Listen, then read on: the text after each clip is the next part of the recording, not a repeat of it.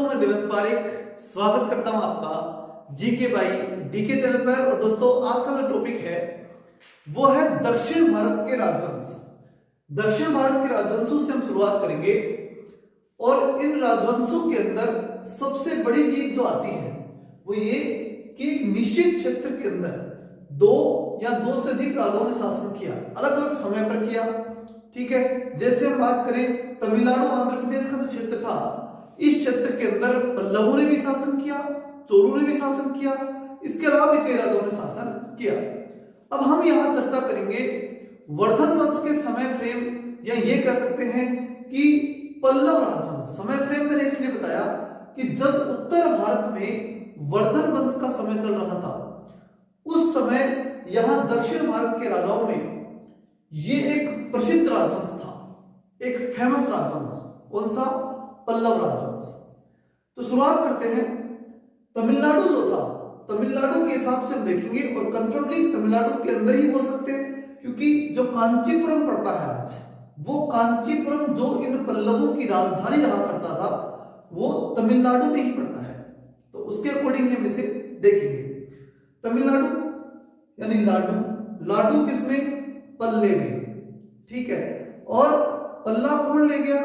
सिंह। मतलब लड्डुओं को पल्ले में डाल करके, और कौन ले गया? सिंह ले गया। और ले जा करके कहां रखा? कांच के बॉक्स के अंदर ले जा करके रख दिया। और किसके लिए रखा? विष्णु के लिए रखा। ठीक है, भगवान विष्णु को चढ़ाने के लिए। इसी प्रकार की ट्रिक बताते हुए पूरा टॉपिक कंप्लीट करूंगा। गारंटी है कि आपको याद हो जाएगा। इसलिए अगर आपने अभी तक हमारे चैनल को सब्सक्राइब नहीं किया तो प्लीज सब्सक्राइब कर लीजिए। जी हाँ, थैंक यू। अब बेल आइकन प्रेस कर दीजिए। धन्यवाद। और अब लगातार होते हैं, इनका मतलब समझते हैं जो मैंने थोड़ी देर पहले आपको बताया। तमिलनाडु जो है उसके अंदर पल्लव वंश। ठीक है, तो लाडू और पल्ला, ये तो याद रह गया। अब बात आती है, इसको कौन ले गया? सिंह ले गया। तो सिंह विष्णु क्या था? इस वंश का संस्थापक। और कांची इनकी क्या थी? राजधानी। आज इस कांची को क्या बोलते हैं? कांचीपुरम बोलते हैं। ठीक है, बात वही है। कांची इनकी क्या थी? राजधानी। अब सिंह विष्णु जो है उसने किस धर्म को अपनाया? तो वो धर्म है वैष्णव धर्म। और इसके समय का सबसे महत्वपूर्ण जो लेखक है वो है भारवी, जिसने किताब लिखी थी किरातार्जुनीय। ठीक है, अब यहां हम देखेंगे कि सिंह विष्णु जो है, यानी उसके अंदर इतना भार था। क्या था उसमें? भार। तो सिंह है तो भारी होगा, तो इससे अकॉर्डिंग बताया जाए सिंह भारी, अर्थात सिंह विष्णु के समय कौन था? भारवी। और उसने किताब कौन सी लिखी? किरातार्जुनीयम। तो अर्जुन भी कमजोर नहीं था, अर्जुन भी कमजोर नहीं था, इसलिए वो भारी कौन था? अर्जुन। तो सिंह, भारी, अर्जुन, ऐसे शब्द देख करके आप सही सही अनुमान लगा सकते हैं और उत्तर दे देंगे। ये कंफर्म मान के चलिए, ऑप्शन आते ही आप उत्तर देंगे, ये निश्चित है। अब हम आगे चलते हैं। ये तो किसकी बात हुई? सिंह विष्णु की। सिंह विष्णु जो था उसके बाद जो राजा इस राजवंश के अंदर आए और उन्होंने क्या किया, ये तो प्रारंभिक जानकारी एक तरह से हमें प्राप्त हो गई। अब उसके बाद क्या हुआ उसको हम फिर से देखते हैं।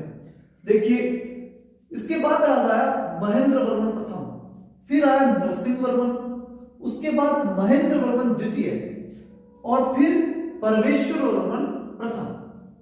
ये प्रमुख राजा थे। इन्होंने क्या किया? इसके आगे जाकर के नरसिंह वर्मन द्वितीय और नंदी वर्मन द्वितीय भी हुए। अब इनके नाम याद रखना बहुत जरूरी है। इसकी छोटी सी मैं ट्रिक बता देता हूं, उसके बाद आपको याद रह जाएंगे। देखिए क्या है? महेंद्र नर था।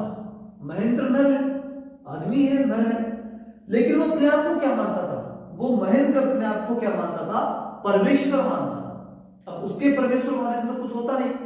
फिर नरसिंह नंदी, इसलिए एक नरु में सिंह था, वो कहता है कि भाई तू परमेश्वर होगा, मैं तो क्या हूं?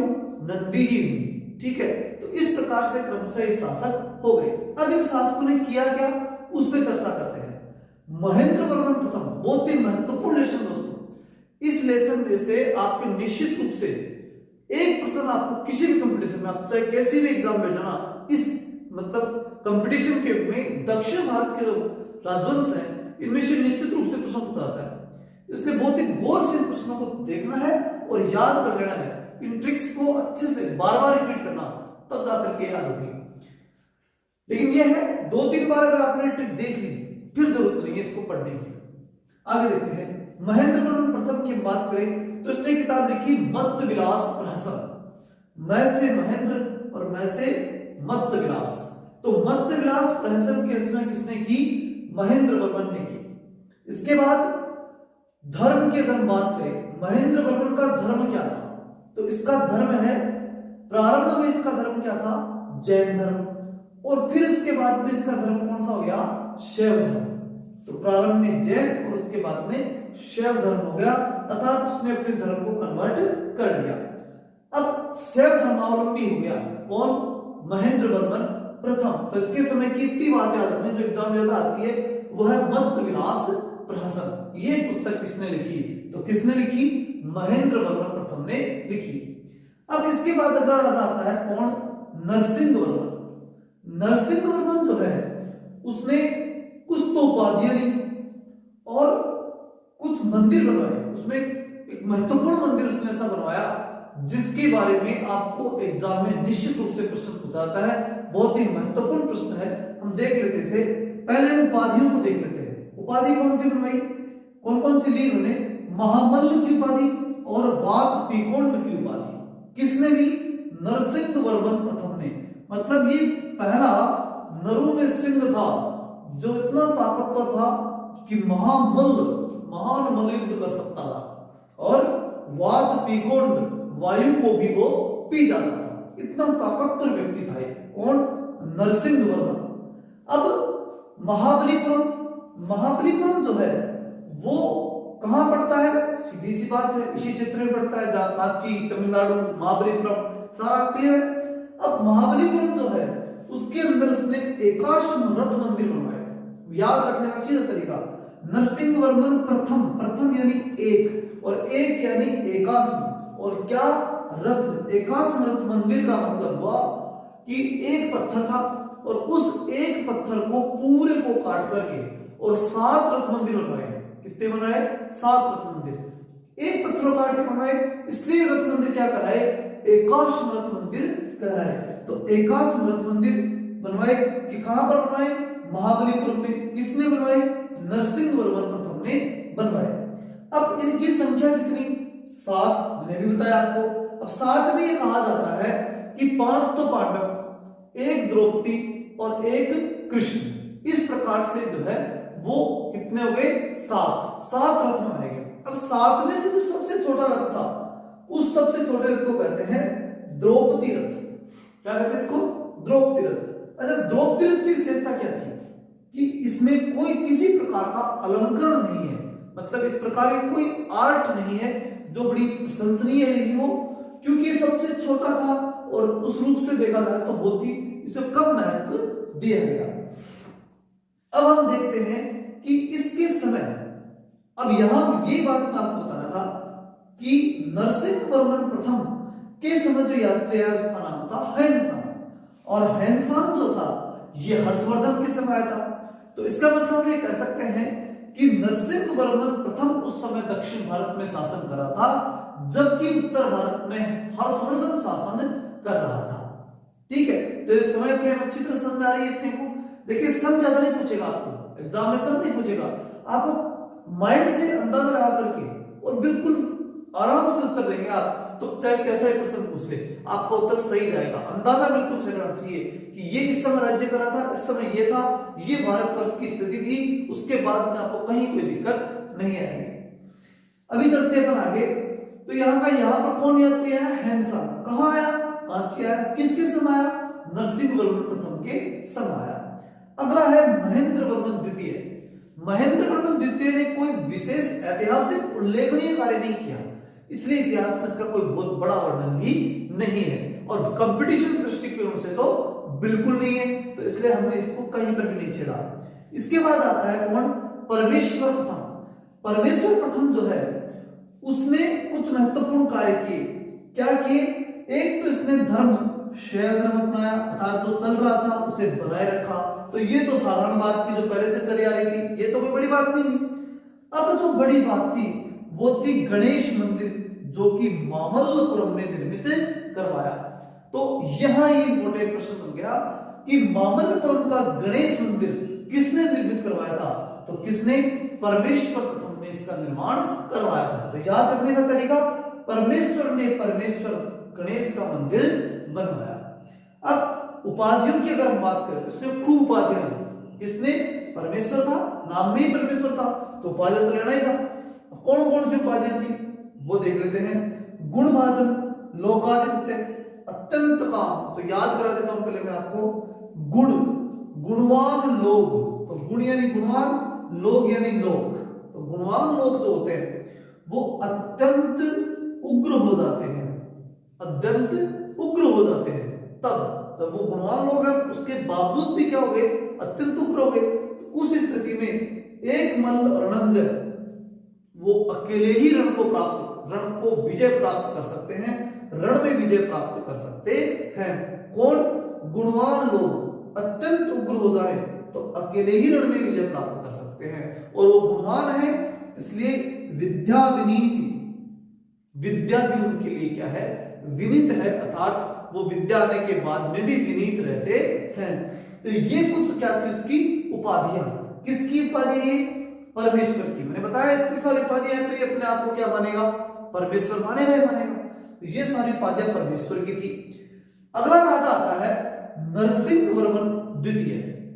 नरसिंह वर्मन द्वितीय की अगर अपन बात करें तो इसने, इसके समय पर सबसे बड़ी बात यह थी कि नरसिंह वर्मन द्वितीय जब यहां दक्षिण भारत में, यहां कांची में शासन कर रहा था, उस समय अरब आक्रमणकारियों ने कांची के ऊपर आक्रमण कर दिया।